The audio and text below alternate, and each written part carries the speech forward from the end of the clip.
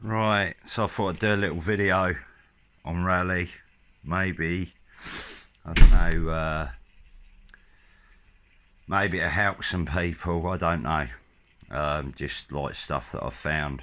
Right, so I got into the 1/10th and I thought, right, I'll go in the deep end, I'll go get the Deer Tamiya, which is the XV01 if you like. I presume that's the Deer Tamiya for rally. This is it. I've got it under a 15 quid body shower off eBay. Right, so I've got the car. I've put e-tronic servo in it, 30 kilo, overkill, waterproof, metal geared. Coreless, 0.09 seconds. Hobby wing, max 10, 120 amp, and I've put the combo motor that goes with it. Well, it's a 3,300 kV with the temperature sensor wire on it. So I've got that set up like that. And this car at the minute, what can I say about it?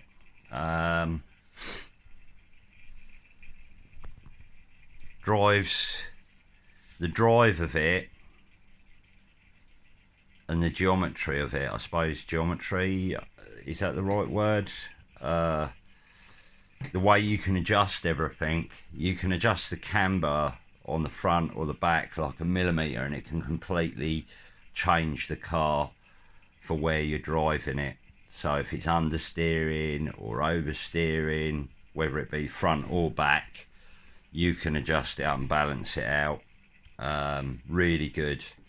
And the way the car drives is, it's got its own special way. Really drivable. You can slide it and you make it so it's rear happy but not out of control. You can also come off the throttle and it will turn in nicely.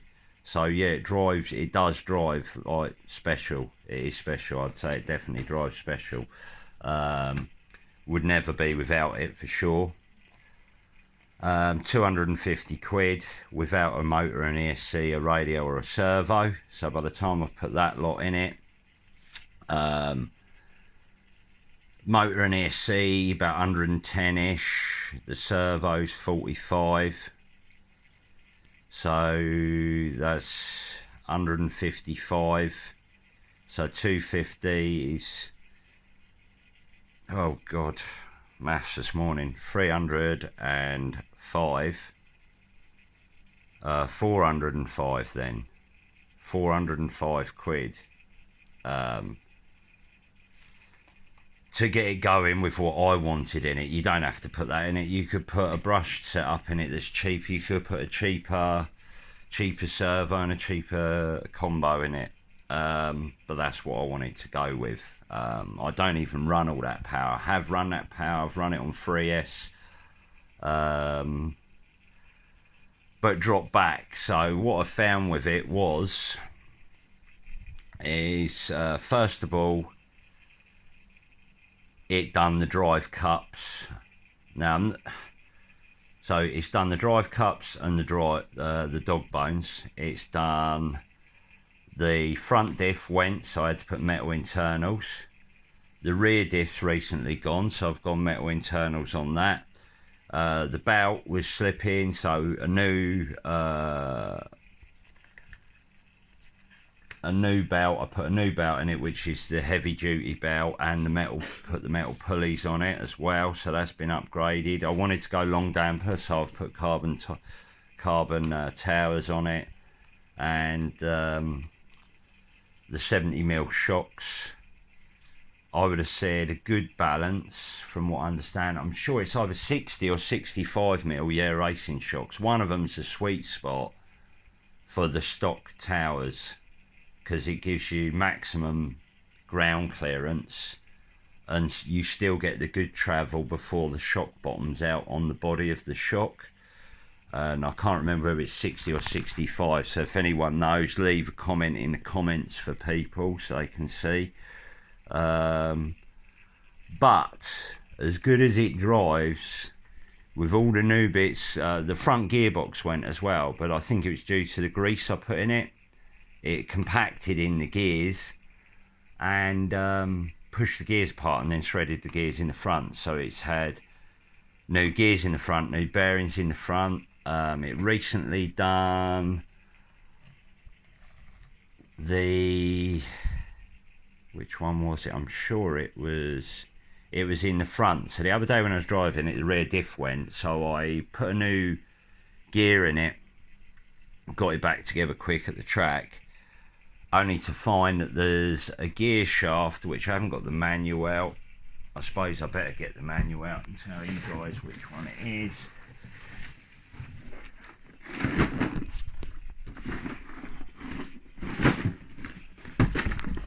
Right, it is. Obviously, everyone knows about putting the shim behind this here. So behind this collar there, you put a little shim that fits this shaft, and it bumps up against the pin. And what it stops going on is, if that gear moves back, this normally gets crunched up a bit, and then the pin is at the edge of the slot, and then it chews up the gear. So if you shim that, that's done, happy days. So that wasn't my problem. It was this gear here. You've got a hex on the metal shaft and a hex in there. Well, what it had done is the hex had started spinning on here. Maybe I put the wrong grease in it again, but I got a new gear, looked at this shaft, and although it's like worn through the dark colouring coating on it at the sharp edges, it doesn't look wore. But when I put the new one on, there was movement on it. So what I've got is I can't remember, MF01 possibly. They do a gear shaft like this with a metal gear that goes on it, and you've got a grub screw that locks it on or something. So I'm going for full metal. I'm waiting on the bits to turn up, but I am fitting the plastic one. So what I've done is I've put super glue in here, because I figured if I can scrape it all off or replace the shaft anyway. When I've done it, I made sure what you've got here is this plastic bit, and then you've got a metal washer again. I made sure that all this was still turning after I glued it on. So that was that. So where we sit at the minute is, before I bought these new bits, so it's had metal. So before I bought the metal rear diff internals, and before I've replaced that gear, the car owed me 600 quid without a radio. So that's 600 quid car, right? So yeah, you can get into Tamiya cheap, but I do feel that if you start running power, if you run anything other than like something that's relatively slow, you start wearing stuff out. Perhaps maybe they're good on a brush setup that's like a bit underwhelming. Maybe they're all right on that and they don't wear out. But 600 quid. Then I've had to buy a metal diff. Oh, it's had CVDs because of the drive cups. The Yeah Racing rear alloy ones, they dropped on the dog bone end, the pin fell out. So I'd had them quite a while, but the pin fell out. So I've had to get GPM, is it? I've gone for on the back. They look a lot stronger steel ones. Tamiya ones on the front. So it was 600 quid before I put the metal diff internals in the rear and the new plastic gears in the front. It owes me 600 quid. I've kept all the parts bags so I can see my part numbers and that. So it can cost you money. You start going into money now. So like it's over 600 quid now without a radio, right? This is the HPI because I'm looking for ways of doing a car that performs that's cheaper, right? So these are both modified Class E cars, right? So this is what I've done with the XV, people. Look at that. You're probably like, oh my god, what's he done? Yeah, well, I've put plastic up here and over. I've added foam to the front bumper. This is to pack the body out, so I don't know, to help prolong the life of the body and keep the dirt out of here, which does work. I was driving it through deep puddles the other day on the racetrack, and the only problem I had was it cut out, and I found out what it was. It was the sensor wire on the motor was causing the ESC to cut out. Now this is the HPI RS4, I think, Builders Edition. Yeah, HPI RS4 Sport 3 Creators Edition, right? So I've put the same electronics in it, so I've got the same servo, same motor and ESC. Now the thing with this, you can get to the diffs really easy. It's got a really strong full metal drivetrain straight the way through. All the diff internals are metal already. That's great, but will it drive as well as a Tamiya? Now what I would say is this car is a completely different car than that car. This has got something special about it, and it's great fun, pleasure to drive when it's set right. This thing, this is a pleasure to drive in a different way. This likes to be driven hard. It's like I don't know how to put it. That would be, I can imagine this would be really, really good on one of them rallies where you go on the narrow track and you run behind the car. Don't know what this HPI would be like for that. This is more like a Ken Block style animal. It wants to be driven on the power, and that's when you get the best drive out of it, I think. But what I have found tyre wise is we've been running gravel tyres on the track when the track's damp, and although we've run these, which are I can't remember what brand now, but they're a nice rally tyre, but I put some harder foams in mine which sport them. The gravel tyres, right? So when we went testing the other day at the track, what we had these, and we had some like mini pins. They weren't mini pins, but they were for imagining the sort of grip you would get from a mini pin. They had the same sort of spikes, but they weren't pointy, and they were all over the tyre. Now someone was running them.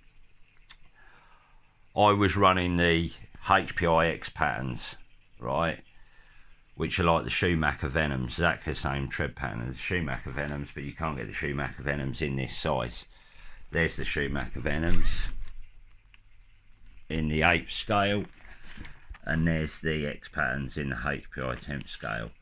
Right, so there's that. Now, I was shocked because although this drove nice, this stands in at just under 300 quid at the minute, right? That's by the time you've bought a body for it, a set of wheels for it, all them electronics, right? So that's 300 quid.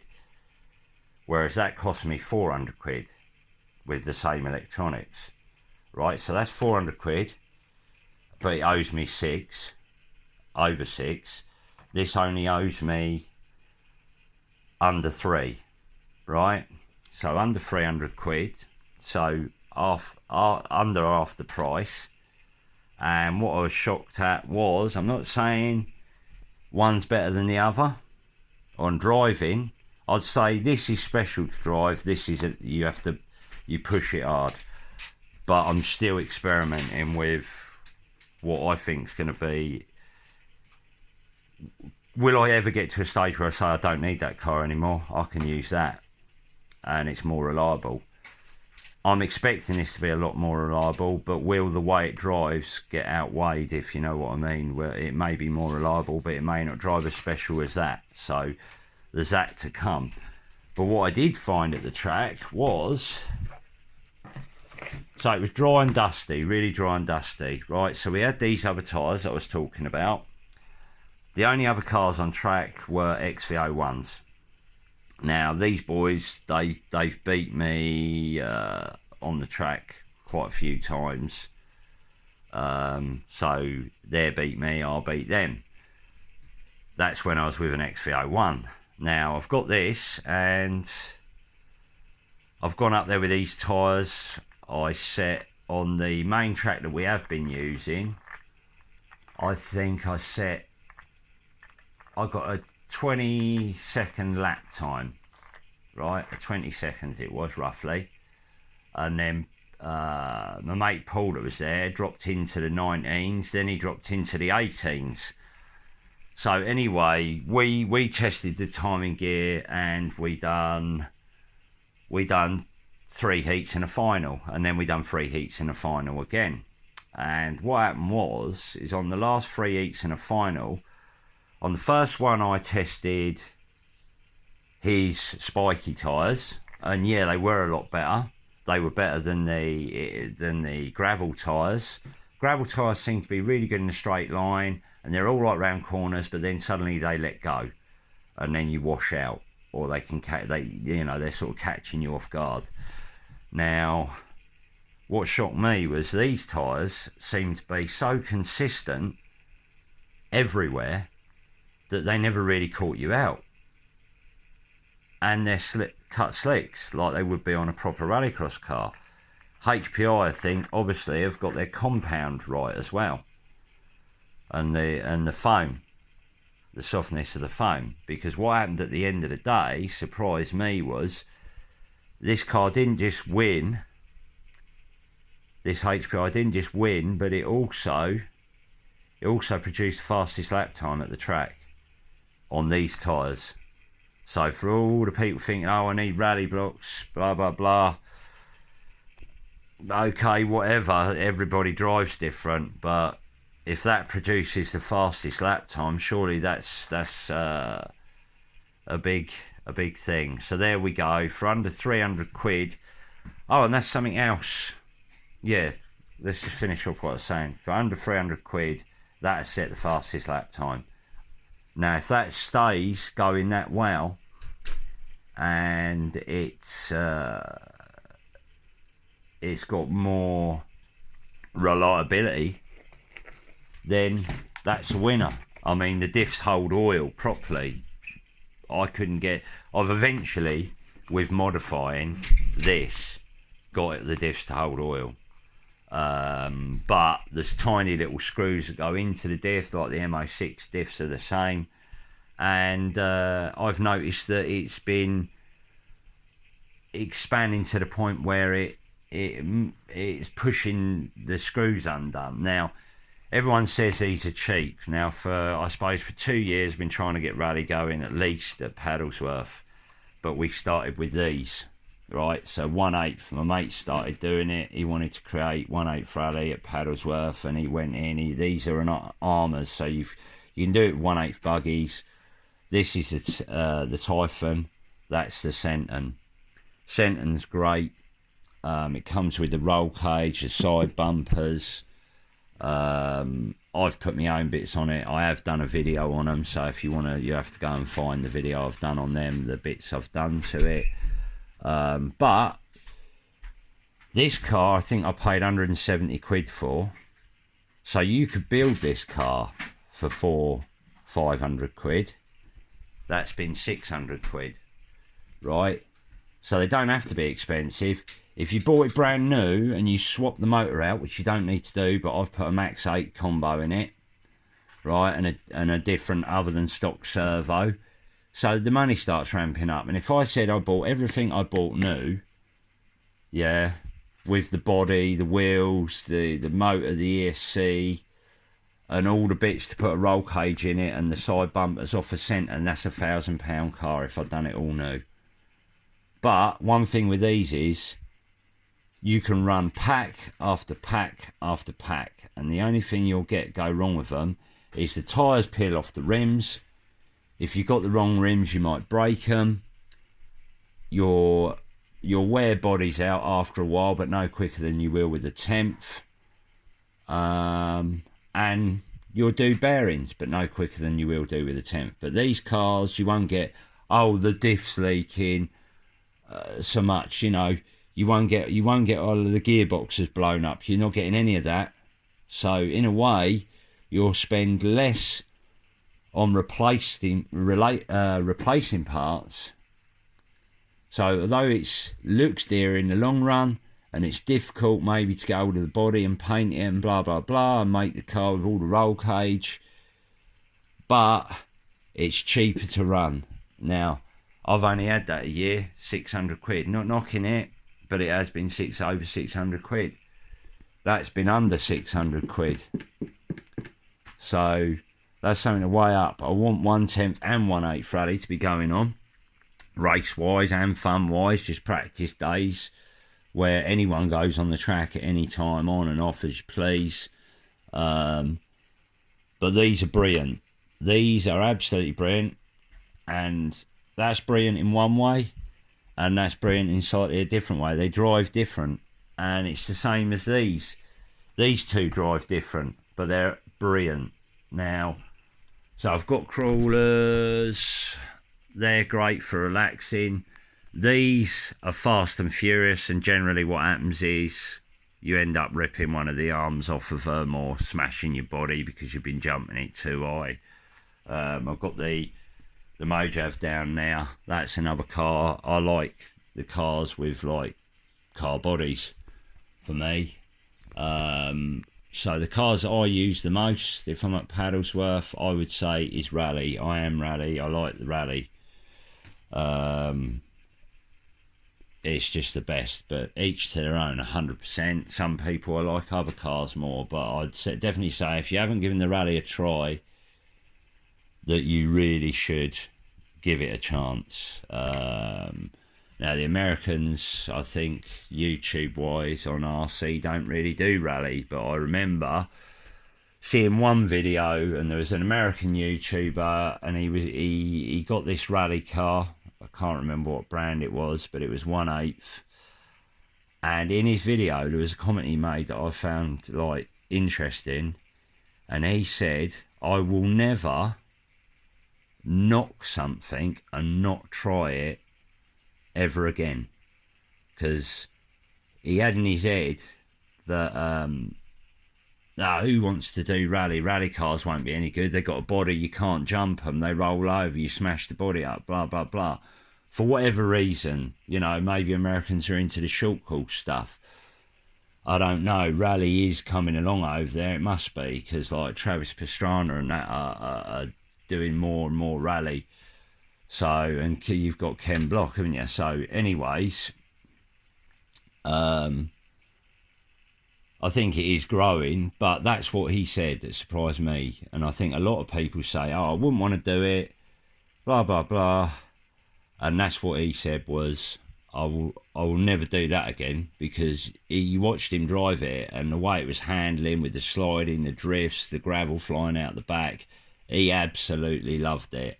And because it's how it performs and how it looks with the body on while it's doing its thing.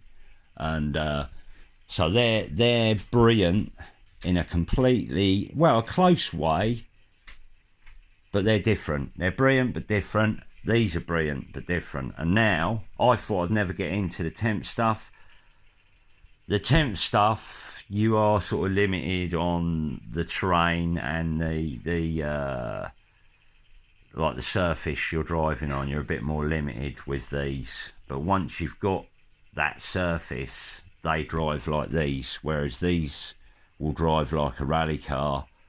And I was shocked when I got into it, because obviously I've driven all different kinds of cars and always been into sort of motorsport. And what I found with these that shocked me is how you could get hold of one of these, a handset, turn this little wheel here, and it gave you, when you got the lift off oversteer and planted it back on, the power, how much it was actually like the real thing. that shocked me. I thought, how can a model car give you that same grin on your face as you nail that corner perfectly, in a drift or whatever. So other people may not get this, but I absolutely love that. So they're brilliant, absolutely brilliant. These are brilliant. I love the rally, and if you've only done 1/10 and you can stretch to building one of these, ideally get hold of a buggy second hand. You really want to go for the metal chassis, the low centre of gravity weight.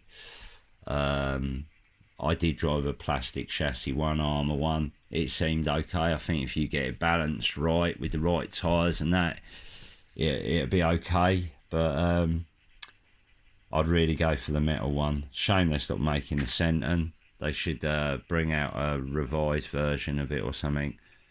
A Senton EXB. But anyways, that's it. I just wanted to give you the views on how I found Rally and how great it is, and the difference in price and reliability with these cars. So I mean, this has been, I haven't really had it long enough, but looking at the way it's built, drivetrain wise, I can't see there being mechanical failures. Whereas with this, I'm hoping I'll gradually tune the mechanical failures out of it, like upgrading the bits, but that's cost me over 600 quid now. And even with that new belt on, I'm still getting a bit of slip on the belt, so occasionally.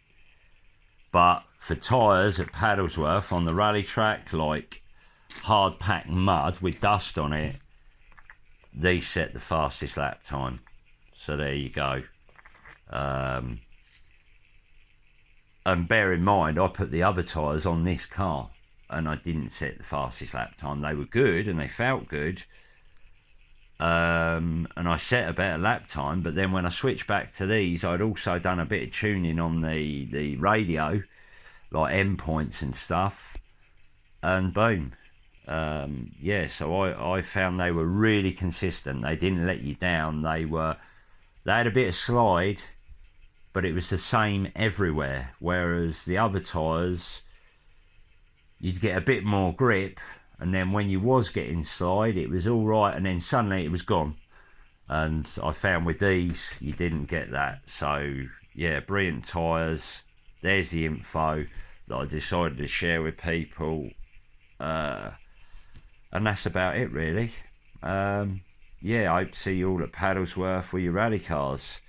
Timing gear's working. The series is going to start. And they'll be next. The racing's going to start with them next. So I'm hoping during the day, you'll turn up for racing with the 1/10. We'll get the stock and the modified and the open out the way. And then we do that race these, and these will be, I think there'll only be one class for these, so there may be an ABC final, and then whoever drops onto the back of the A, and it'll be the A that scores. But either way, it should all be great fun, and hopefully that's been helpful and good information for people. I'm not trying to put you off this car at all, because I don't think I'll be without it. But I'm just saying what it's cost. If you go, like I said, if you had a lower powered setup, maybe you wouldn't get them problems. Maybe I won't get the problems by the time I've upgraded all the bits. But it has cost me that so far. So what I'm trying to do, that's what I've been trying to do. I done an FTX Banzai, was pretty good, although what I did find was the diff cups seem quite soft on them, so you may have to replace them bits, or maybe get some upgraded bits. I think you can get CVDs for it, I don't know, but the parts were easy to get, they were dirt cheap, so to the FTX Banzai was good. So that was another car I tried, and now I'm trying this, and the idea is to get a car that's cheap for people to go out and buy, and then they don't have to keep fixing stuff where it's melted, like a gear that's spinning on the shaft. The original one never span on the shaft. The original one got chewed up by perhaps putting the wrong grease in it. But when I replaced it, maybe I got one of these knockoff Tamiya's. It come with a Tamiya label on it, like the cardboard bit and the part number. But I understand that there might be some knockoff ones out there. Maybe that was the problem, so I've put that on there. And that's span up and polished the shaft itself, and now I've gone to there, so I'm where I'm at with that now. But I mean, if I drive this over this year and I don't get any real problems, you'll get to know. I will definitely share it. So I'm hoping this is going to shine through and be one of them cars that's cheap and drives well. Doesn't drive like the Tamiya, but I mean, if it can beat its lap time or even match it, and it's a bit harder to drive, it's already over 300 quid less at this moment in time. So there you go, guys. That's me. I'm signing out. Hope it helps some people, and don't forget about them. Anyway, see you later, guys. Bye.